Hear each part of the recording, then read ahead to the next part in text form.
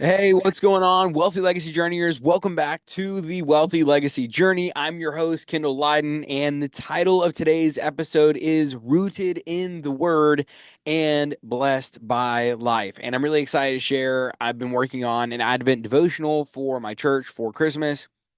And I know it's only the end of September, but having to get everything submitted. I finished it up today and I wanted to share it with you guys. I felt like it went really well with some of the things that we've been talking about lately that we're going to be talking about today.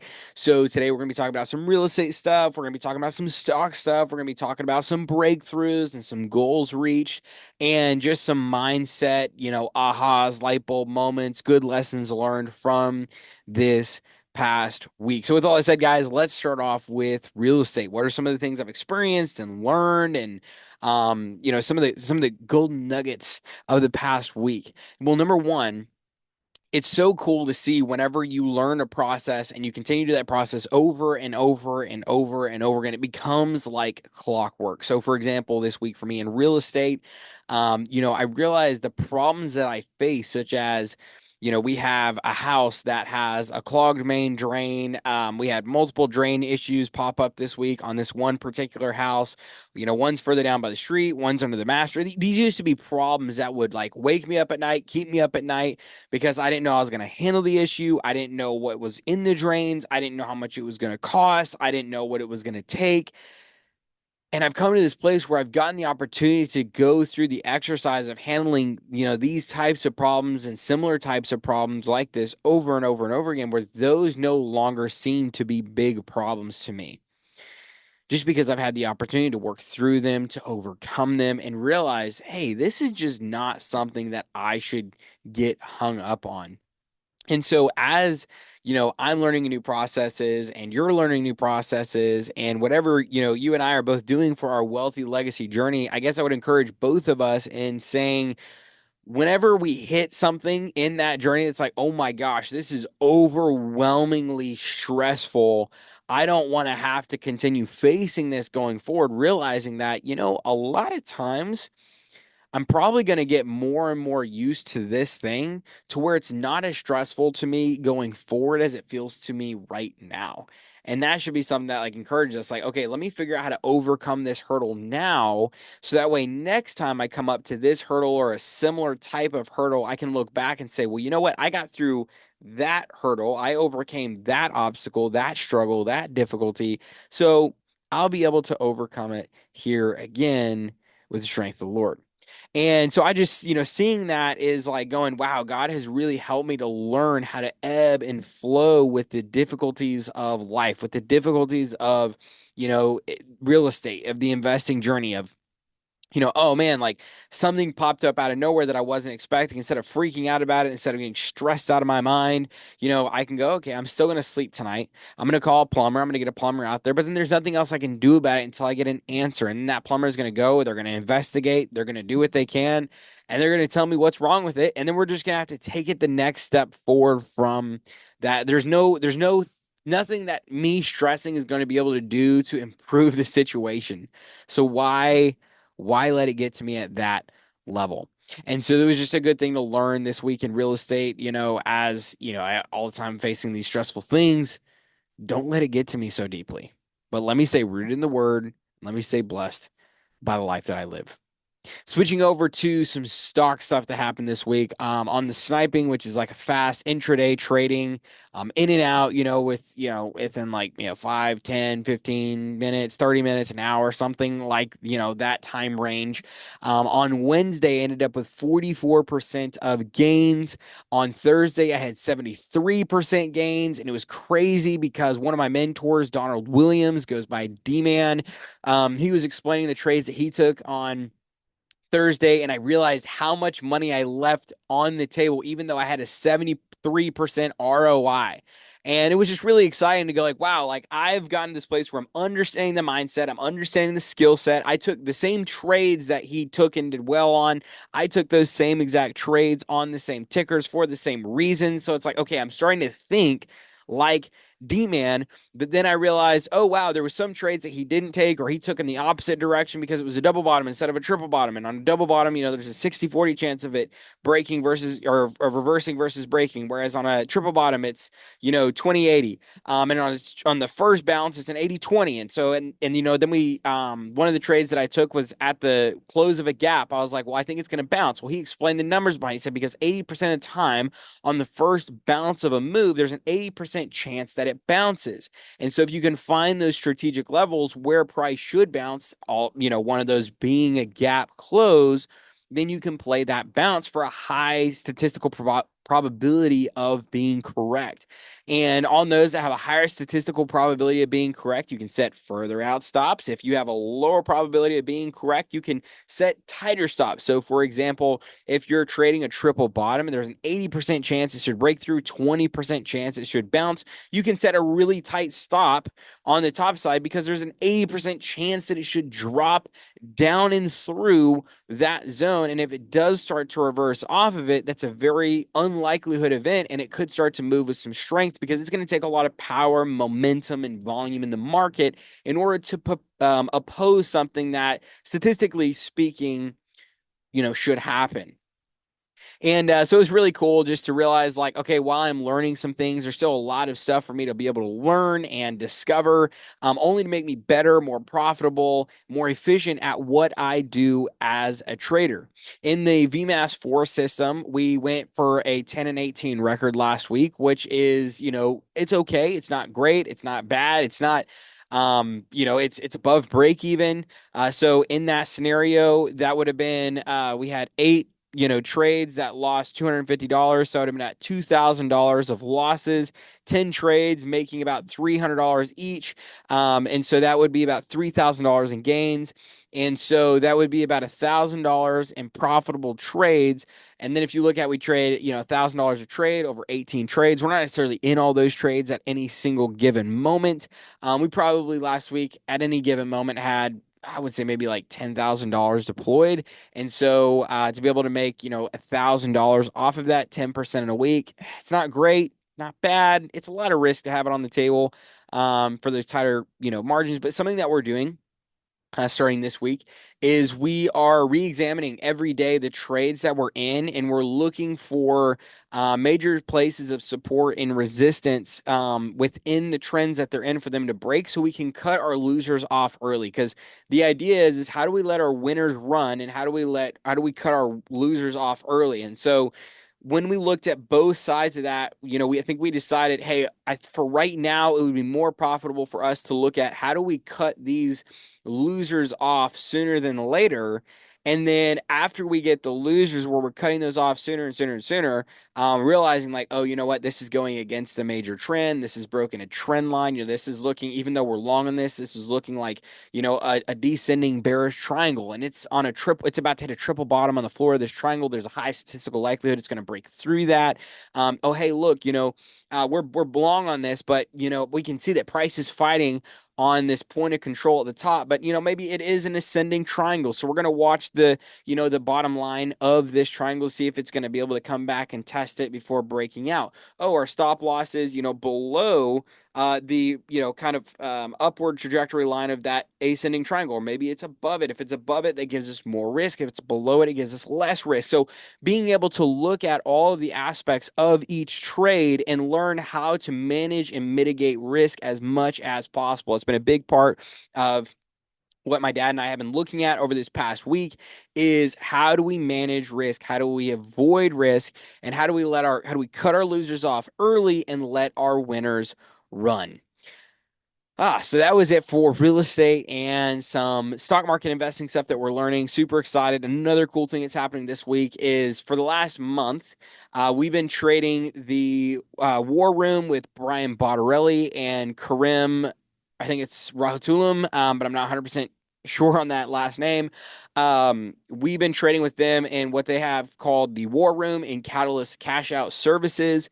It's been going pretty good as far as paper trading. Not exactly results we want to see throughout all of September. We also have heard from multiple traders that everybody's expecting it to be kind of bumpy between now and the elections at the beginning of November. So we decided, hey, there's no need to rush things. Let's go ahead and paper trade for another month in October. But the big change we are making is inside of our paper account, we were trading war room trades, and then it was on like actual paper that we were trading the VMAS 4 system and our snipes. And so we're really excited that rolling into October, everything is going to be going into the official paper account to give us a log and ledger of how we are doing inside of that, dedicated system for that. And then our goal would be in November, after we've had, 2 months of solid practice with War Room, Catalyst Cash Outs, VMAS 4, sniping, to be able to roll all of that into real money, or at least a few aspects of those, if not all four aspects of that trading setup and rhythm. So we will see what November holds. We now have an October game plan. Another thing that I want to remind everybody as we're rolling into October, I should have said this at the very beginning of the episode, I forgot though, is that tomorrow is October 1st. So as always, as we roll into a new month, make sure that the first thing you're doing with your paychecks is paying yourself first. So for Libby and I, this past month, we had, I think it was somewhere in the ballpark of, actually, you know what? Let me look it up here and just see, because I don't want to give you guys the wrong impression or a wrong dollar amount. So let me go to our budget here. If you don't have a budget for your finances, you're never going to be able to get squared away on what you're doing. And so I'm going to get signed in here. It's so important though, because if you don't tell your money where to go, you're never going to be able to have control of your money. So give me 2 seconds here. This is a very inconvenient time to log me out and make me log back in, and the face thing is not popping up like I thought it would.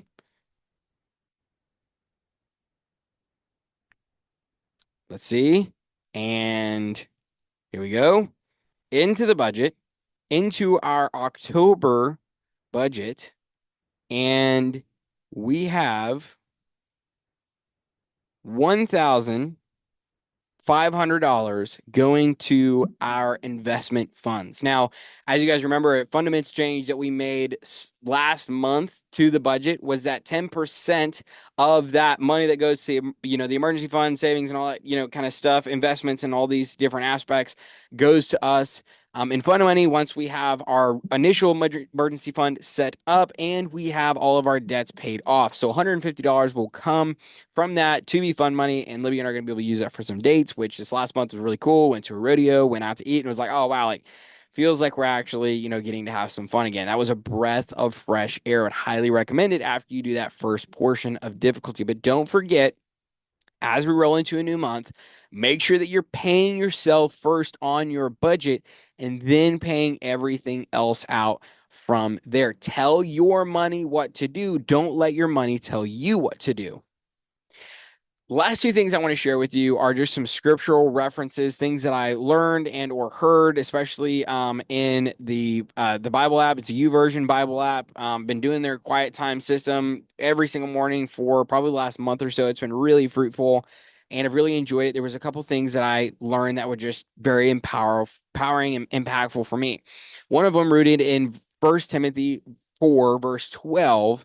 1 Timothy chapter 4 verse 12. Don't let anyone look down on you because you are young, but set an example for the believers in speech, conduct, love, faith, and purity. Now, this used to be a ring that I wore on my right hand here, purity ring for Libby and I got married. It said 1 Timothy 4:12. I wore it after we got married, and then I lost a bunch of weight and it slipped off my finger one day actually, and I was never able to find it again. But it's still a verse that is just inscribed into the core of my heart. And so when I saw this verse on Quiet Time Course, I was excited. But I just think about, where I'm at. And I would encourage you, it doesn't matter what your age is, set an example in everything that you do. But for all of the younger people who are listening to this right now, for me, coming up on 26, but I'm 25 right now. I've been doing this investing journey since I was 20, got married when I was 19. I think I was 19. Libby and I got together when I was 16. Everything I've been doing in life, I was young. I had my first child when I was 20. My first child now just turned 5 years old. everything that I've done in life, I've done it young. By the time I'm hitting 25 years old, I've got 3 kids. And we're loving life, but it's a lot. But I'll say everything you do, set an example for believers in speech and conduct and love and faith and purity. Something I'm going to say to my future self. And if anybody in my organization or any of my kids ever listen to this episode and feel like I need a reminder, this is me giving you the permission to give future me the reminder about this. But during this devotional, the woman who was giving the devotional said that when change comes from the top, it's renewal. When change comes from the youth, it's revolution. Renewal is much healthier than revolutions are. So it's the responsibility of the older generation to stay open-minded to new ideas that the youth bring instead of shutting them down and shutting them out. She said if youth are fighting to become the future and the old are fighting to not become the past. And her encouragement to all of us was stay open-minded and bringing and looping the younger generation in and letting them share their innovations and their new ideas and their aspirations and their hopes and their goals so that we can incorporate that into what we're doing. And I've thought about some of the ways that I've been hurt in the past by not being able to live out some of my goals and dreams and aspirations when I've been on teams as the youngest person just because of ageism, right? And there being a segregation there just because of me being a younger person, which is slowly going away as I get older and older and accomplish more and more things. But there wasn't any place for me to be able to exercise that excitement that I had in life. And so I was even talking to Libby about this, and I said, as we grow our team, I know that we're going to have very high skill set individuals, and there's probably going to be times where they bring ideas that might make me a little bit uncomfortable. Go, yes, this could push our company, our endeavor, our business to the next level, and we need to work as a team to figure out ways to incorporate those ideas. And there could also be other people who have ideas that maybe it doesn't fit with the goal and the mission statement of our company, but it's still an amazing idea. And I told Libby, I need to figure out ways to partner up with and empower those people to break away a separate brand, but maybe we're like mother company, we can help support that brand. And it's like, hey, do you want to go start this idea? Do you believe in this idea enough to step out and do this thing? And I'll help you support it and get it up and going. And I'll be an equity partner, but I can't tie it into the business that I'm doing right now because it's a distraction. But I would love to see this built out. You seem excited about it. You seem passionate about it. The idea seems great. It just doesn't seem to fit inside of our ecosystem. So 2 ways that I can encourage, people. And then thinking about my kids when they start getting to that age, because I know that I'm an independent, bold go-getter. I know that Libby's an independent, bold go-getter. So chances are that our kids are going to be independent, bold go-getters. How do I encourage them and support them and and lift them up in what they're trying to do and pursue and go get after? So again, anybody in my ecosystem, in my world, in my kids, my employees, my partners, what anybody ever hears this episode and goes, hey, Kendell, you're not doing this very well, and you want to just remind me to do this better, you can just send me this video. You can just, maybe take out this like little rant that I've had here for a couple minutes and just send me that like quick little blip and just say, hey, would you mind if we talked? And I'll get that video and be like, oh man, like, okay, I already know what's coming, but I can be more open-minded and open-hearted about the conversation that's coming.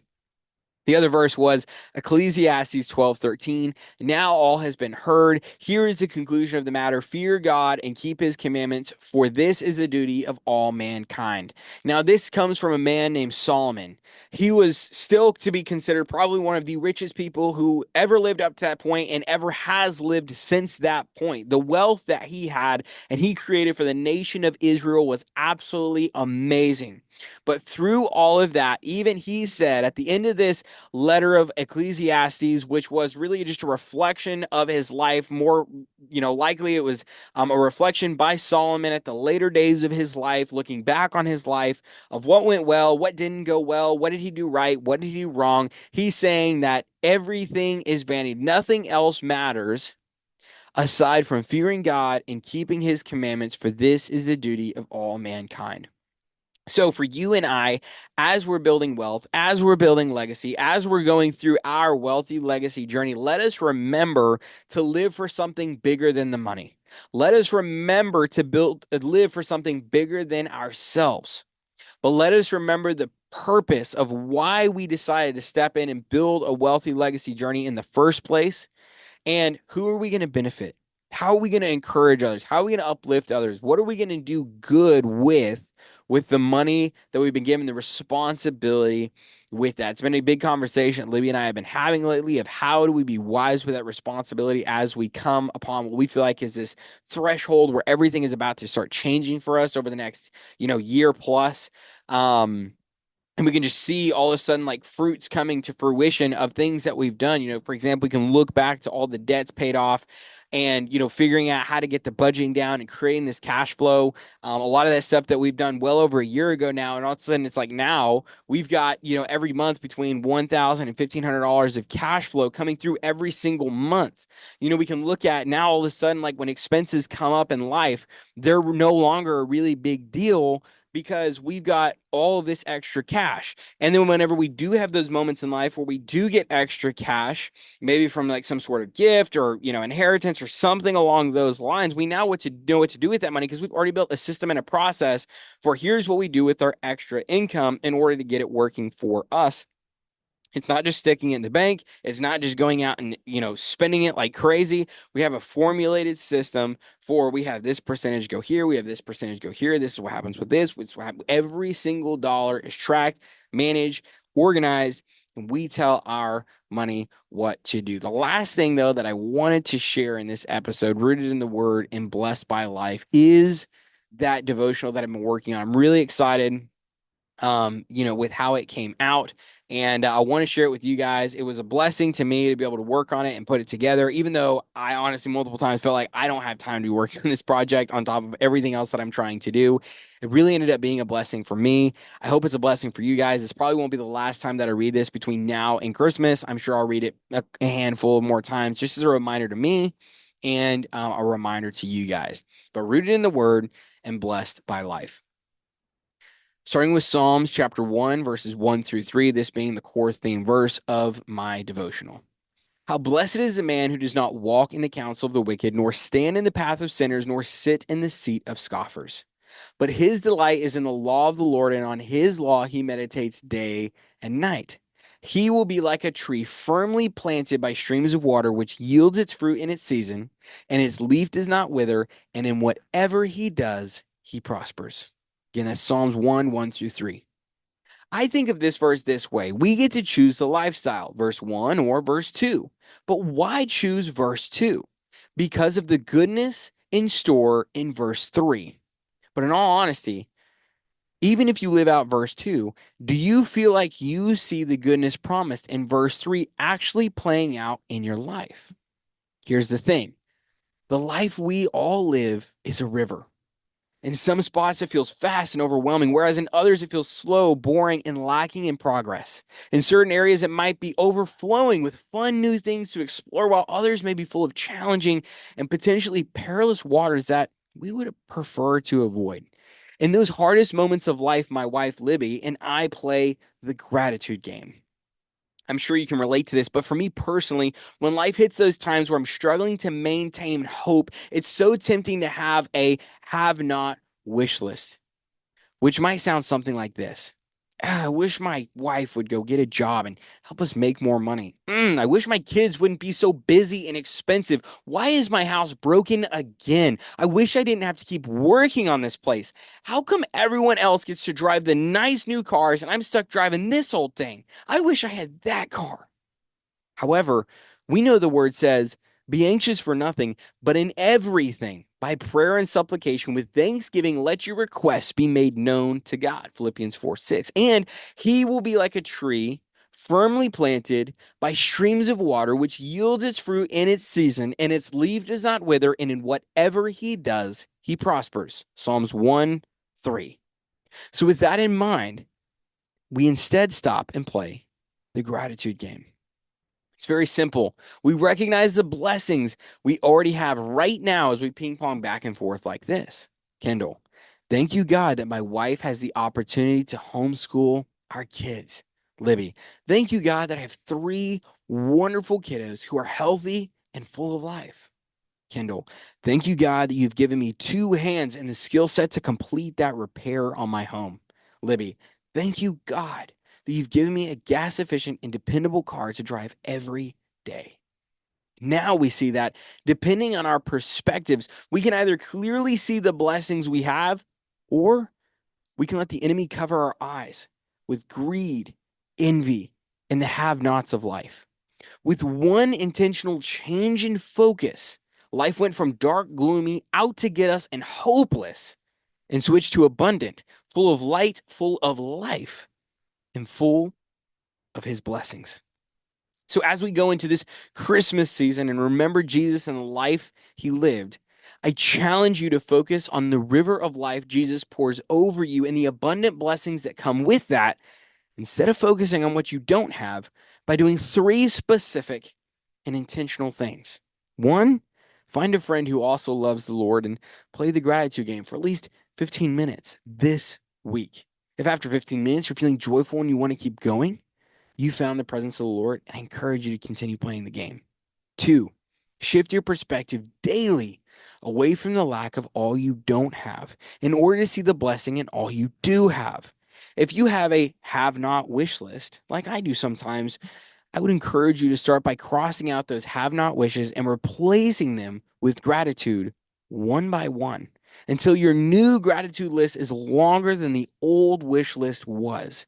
And then review your gratitude list every day to remind you of how full of blessing your life truly is. And three, rest deeply and peacefully, knowing that in the end, in Jesus, you have absolutely everything that truly matters as he pours out a river of life directly into your day-to-day experience. All you must do is open your eyes and choose to see the beauty, blessing, and gift within the adventure of the story he has handcrafted just for you. With all that said, guys, let's say our wealthy legacy journey, identity mantra, and close out this episode for today. I'll say it first. You guys say it after me. I explore the unknown. I conquer new frontiers. My journey is powerful, and my wake is a wealthy legacy.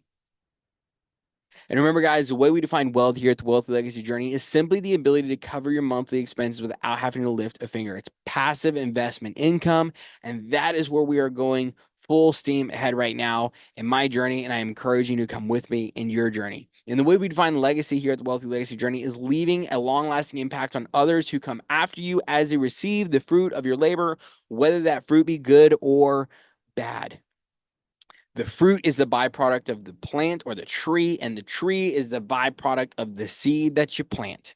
So make sure that the seeds that you're planting today are truly going to give you the fruits that you're looking for in the coming future. With all that said, guys, if you enjoyed today's episode, please like it. Please subscribe to the channel. Please share the episode. It really helps us to grow and it helps the algorithm. Also, as a reminder, in the description of both the video and the podcast, there is a link to multiple Google Docs and resources. One of those being the Wealthy Legacy Journey resource page, which has links to books and other resources and quotes and all sorts of amazing things that have encouraged and helped me in my wealthy legacy journey. And they're there to help you in your wealthy legacy journey as well. The other big thing being the Wealth Health Checkup. For if you're just not sure where to start in this wealthy legacy journey of yours, you can go there. You can download a copy of the spreadsheet for yourself. You can punch in all your financial information, and it gives you a very simple, easy to follow, color-coded system to answer the question of where do I put my time, energy, and attention into next? Do I need to focus on income? Do I need to focus on cash flow? Do I need to focus on assets? Do I need to focus on liability? Do I need to focus on buying power? Where do I need to focus my time, energy, and attention? And then that's where you can take the next right step. With all that said, guys, this has been another episode dedicated to you and your own wealthy legacy journey. Go out there and take your right next step today. And I cannot wait to hear about all your success stories very soon in the coming future. I will see you guys all on the next episode. Bye, everybody.